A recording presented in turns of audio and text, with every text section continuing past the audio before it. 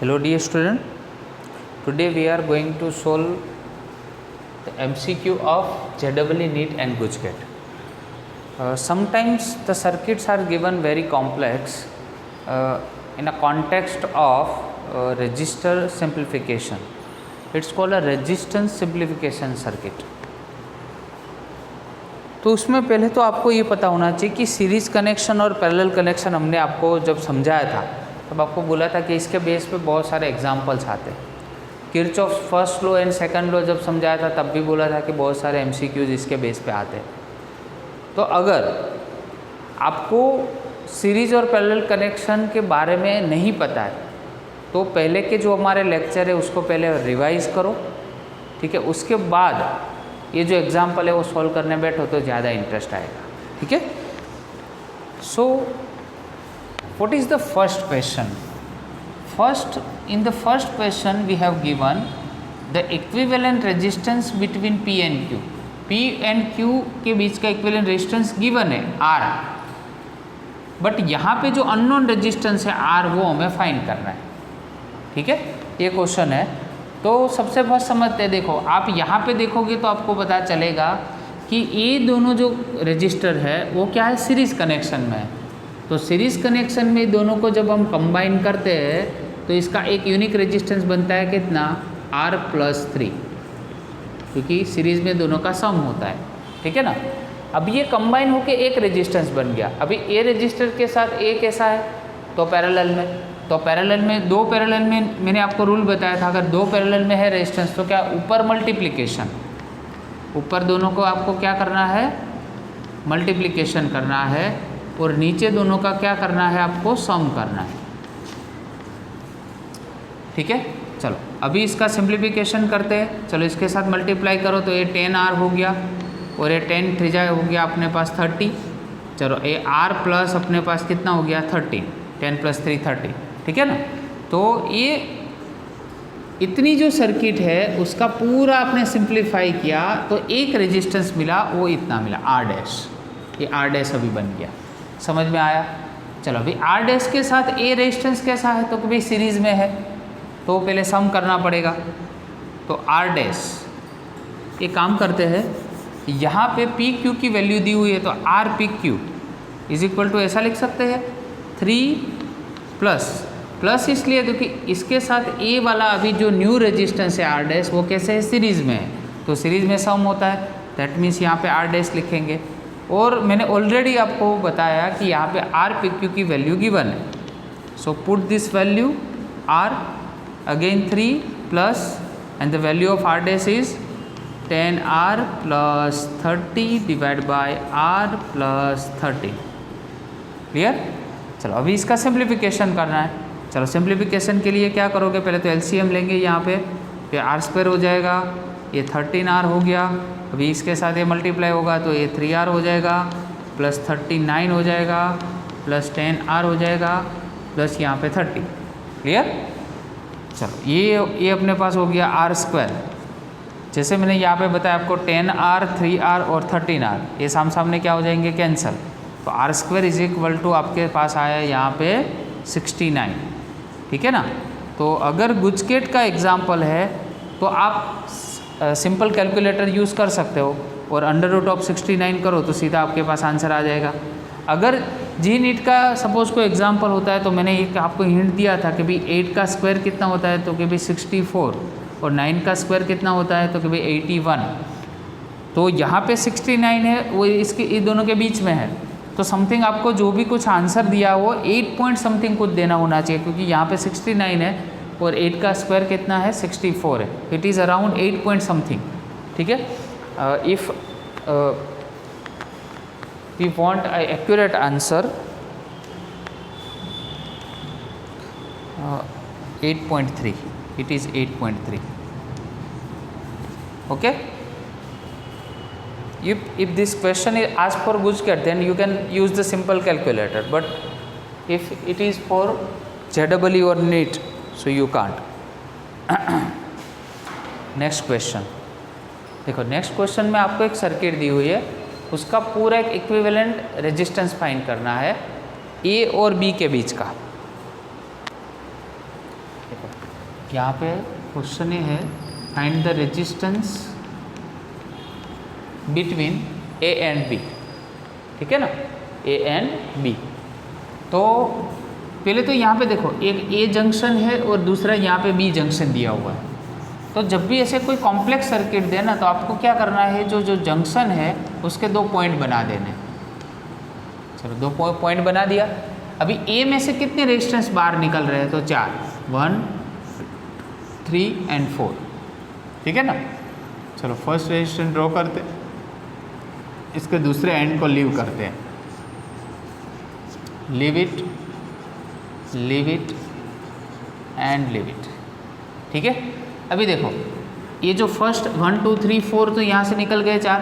अभी इसका जो सेकंड जो एंड है इस रेजिस्टेंस का, वो आप देखो पूरा एक ही वायर पे है और वो कहाँ पे जॉइंट होता है, बी पे। दैट मीन्स पूरा एक ही वायर पे और सभी कहाँ पे जॉइंट हो रहे हैं, बी में। That means it is a simplified circuit of your previous version. इसका सिंप्लीफिकेशन है। That means 4 resistors are in a parallel connection. तो पैरेलल में हमने क्या देखा था, 1 divide by R A B is equal to 1 by R plus 1 by R plus 1 by R plus 1 by R which is 4 by R. इसको reverse कर दो क्योंकि हमें आर ए बी की वैल्यू चाहिए, तो आर बाय 4 ओम बनेगा, ये आपका आंसर आर बाय 4। तो पूरा जो कॉम्प्लेक्स नेटवर्क होता है उसका हम एक यूनिक रेजिस्टेंस बनाते हैं with the help of series as well as parallel connection, ठीक है। ये हमारा फाइनल एम होता है। चलो नेक्स्ट में भी सेम ही है। देखो यहाँ पे एक बी जंक्शन दिया है, तो हमें फाइंड क्या करना है, equivalent resistance between A and B, A और बी के बीच का इक्विवेलेंट रेजिस्टेंस। तो पहले ए और बी किसके साथ कनेक्ट है वो देखना है। तो देखो या इस सर्किट के साथ भी कनेक्ट है और यहाँ पे इसके साथ भी कनेक्ट है। तो ये दोनों जो रेजिस्टेंस है वो भी आपको पैरेलल में दिख रहे हैं। चलो तो ये पैरेलल में है तो उसका सॉल्यूशन कैसे करोगे, तो R dash is equal to, ये दोनों है पैरेलल में। तो पैरेलल में है तो ऊपर 2 रेजिस्टेंस के लिए मैंने क्या बताया था, ऊपर मल्टीप्लिकेशन और नीचे सम। तो ऊपर r² हो जाएगा, यहाँ पे हो गया अपने पास 2r। चलो एक r यहाँ पे कैंसिल, तो आंसर आया r/2 ओम। क्लियर। चलो अभी वैसे ही सेम यहाँ पे अगर आप देखोगे तो ए सीधा ही इसके साथ कनेक्ट है, मतलब इसका एक एंड और इसका एक एंड दिस सीधा डायरेक्टली कनेक्शन में है। That means it is in a series connection. तो सीरीज में ये दोनों का क्या होगा बेटा, सम होगा, तो उसको r" नाम देते हैं। तो r + r क्या हो जाएगा, 2r हो जाएगा। अभी आपको समझ में आ गया कि ये दोनों एक बन गए और ये दोनों की वैल्यू एक बन गई, ठीक है। अभी देखो अभी ये जंक्शन है तो जंक्शन से 2 पार्ट हो रहे हैं सर्किट के, है ना। ये सर्किट के एक ऊपर जा रहा है और एक नीचे जा रहा है। तो ऊपर वाला जो है उसका आपने निकाला r/2 और नीचे वाला जो रेजिस्टेंस है उसकी वैल्यू आपने ये हो गया b, ये हो गया a। ये जो लोअर सर्किट है उसका आपने निकाला 2r। अभी देखो ये दोनों एक दूसरे से कैसे पैरेलल में, है ना। चलो तो r equivalent between a and b, ठीक है। तो ये क्या होगा, दोनों का ऊपर r/2 इंटू 2r और यहाँ पे r/2 प्लस 2r, ठीक है ना। चलो तो यहाँ पे 2 तो पहले कैंसल, ऊपर हो गया r²। चलो 2 यहाँ पे मल्टीप्लाई हो जाएगा तो नीचे आएगा 5r/2। क्लियर। एक r कैंसल, ये 2 ऊपर गया तो 2r/5 ओम। ये आपका फाइनल आंसर है। तो ऐसे आपको कोई भी कॉम्प्लेक्स नेटवर्क दिया है तो उसका सॉल्यूशन करना है, ठीक है ना। ये तो मैं जस्ट आपको हिंट दे रहा हूँ। इसके बेस पे ऐसे आपके एक एग्जाम्पल के बेस पे आप 10 एग्जाम्पल तक जा सकते हो, क्योंकि बहुत सारे एग्जाम्पल्स आपको बुक में दिए हुए हैं, वो एग्जाम्पल आप सोल्व कर सकते हो इसके बेस पे, ठीक है ना। देखो अभी जो ए नेटवर्क है, इस नेटवर्क के लिए हम यूज़ करते हैं Kirchhoff's second law, KVL, Kirchhoff's voltage law भी उसको बोलते हैं। इसमें क्वेश्चन ये है कि पूरी जो सर्किट है उसमें से हमें करंट फाइंड करना है। कौन से रेजिस्टेंस में से, ओनली 12 ओम के रेजिस्टेंस में, ठीक है। करंट थ्रू 12 ओम रजिस्टर, तो 12 ओम रजिस्टर मतलब it is a lower part of this circuit, so only applying the KVL for the lower circuit, that is AEFCA, AEFCA, clear ना। चलो तो यहाँ से जैसे बेटा हम स्टार्ट करते हैं, तो मैंने क्या बोला था किरचॉफ्स वोल्टेज लॉ में, मतलब सेकंड रूल में क्या बोला था कि जिस लूप पे आप जा रहे हो, देखो हमने इस टाइप की इस डायरेक्शन की लूप कंसिडर की है, तो जिस लूप पे जा रहे हो उसी डायरेक्शन में अगर हमारा करंट है तो माइनस लेना है। चलो हो गया माइनस, मतलब -12I, 12 और I के साथ मल्टीप्लाई होगा ना। चलो आगे गया, तो यहाँ पे बैटरी के लिए रूल मैंने क्या बताया था, अगर प्लस से माइनस है तो बैटरी लेनी है माइनस, अगेन माइनस से प्लस है तो बैटरी क्या लेनी है प्लस, और इज इक्वल टू यहाँ पे 0 लिखना है। तो आपको पता चल गया कि भाई 12 ओम में से कितना करंट फ्लो हो रहा है, I जितना। अभी I की वैल्यू हमें फाइंड करनी है, तो -12I और ये 5 और ये 5 ये तो 0 हो गए, और ये 12 नीचे जाएगा तो I की वैल्यू क्या होगी 0। That means you can say that the current flowing through the resistor resistor 12 ohm is 0, just because we have considered I for that value, okay ना। तो ये आपके जो मैंने वैल्यू यहाँ पे आपको डिफाइन की, उसमें किरचॉफ का सेकेंड लॉ इसका यूज आया। Again we are using Kirchhoff second law. तो देखो एक सर्किट आपको दी है, उसमें आपको फाइंड करना है potential difference between A and B, potential difference between A and B, ठीक है। चलो तो यहाँ से पहले स्टार्ट करते हैं। चलो A का पोटेंशियल कितना होगा VA जितना।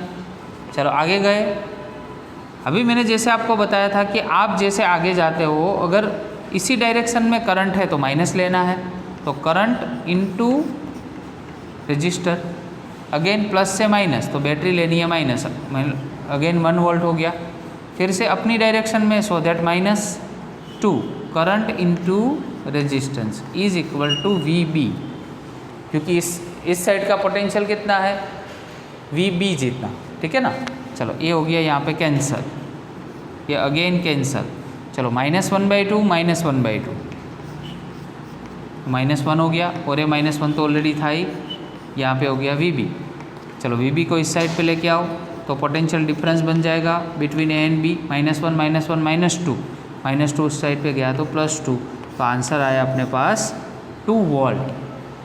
तो इस टाइप के नेटवर्क बहुत सारे बन सकते हैं, इसमें से वैल्यू चेंज कर दे, यहाँ पे 3 ओम है, यहाँ पे 3 एम्पियर कर दे, यहाँ पे 5/4 ओम कर दे, ऐसे बहुत सारे सम्स है।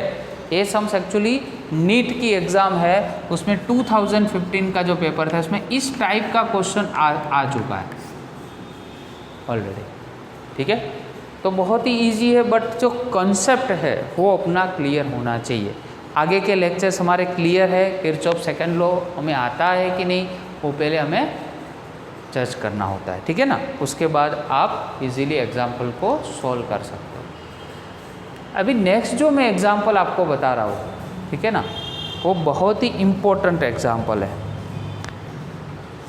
और बहुत ही कॉन्सेप्शनल है, सो बी कॉन्सनट्रेटेड ऑन इट।